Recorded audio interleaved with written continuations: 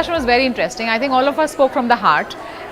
While some of it, I had already thought of some of the questions, but trust me, I kind of, it was coming out absolutely from the heart, and a lot of things were on the fly. Some of the favorite moments were definitely when Pankaj's perspective. I think that was fabulous because and we need to accept that it is what it is. We can't wish it away, and we can't take a stance that we don't need that number and so on. So that was quite intense, and I enjoyed that actually. And those are some of the things that need to get challenged.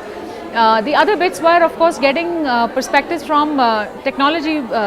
Aparajita's views, Shahana's views from an HR perspective. How does the organization perceive certain things?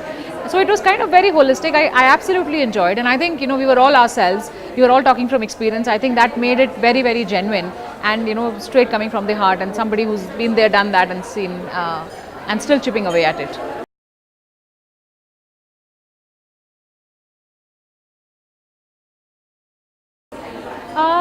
I would say yes and no.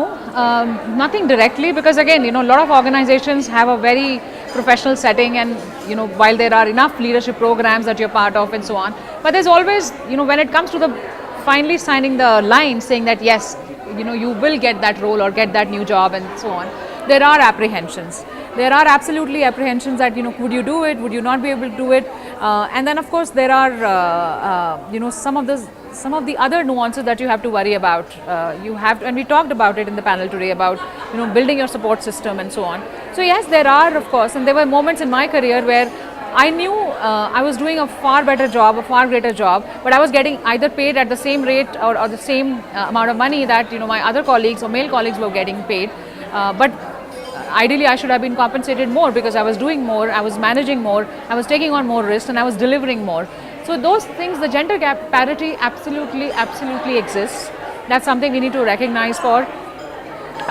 In Europe, of course, they've made it mandatory for some of the for the firms to declare what their gender pay gap is and what are the measures that companies are taking. I think in India we need to also be sensitive towards that, and make it. It's only when it's made public that something would happen around it. I think gender pay gap is significant, and something needs to be done. Absolutely, it does not start at the beginning, because when you go to campuses to hire, it's the same package that everybody, but it just widens as you go along, and the number of women promotees as well.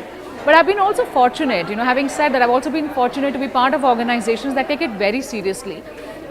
Promotion committees and things like that would always have women representation, and it will be questioned if there is the same caliber of man and woman coming up for promotion as to why a woman is being denied, or it's not necessarily denial, but saying, okay, maybe she's not ready this year, maybe next year, and so on. So those kind of conversations, somebody needs to question it, and those kind of frameworks need to be there in the organizations.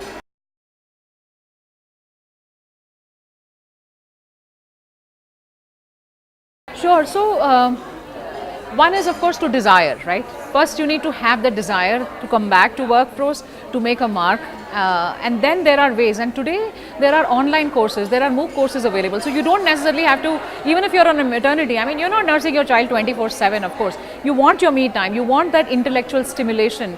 So use that time for, putting some investment in yourself, and then, learn new things, so that when you come back, it's not that you are missing anything, but it just gives you a lot of confidence. So you are confident as you come back, and you are able to take it on. So if somebody is talking about the newer technologies, but you don't think that you missed the bus, because you're already kind of in that zone.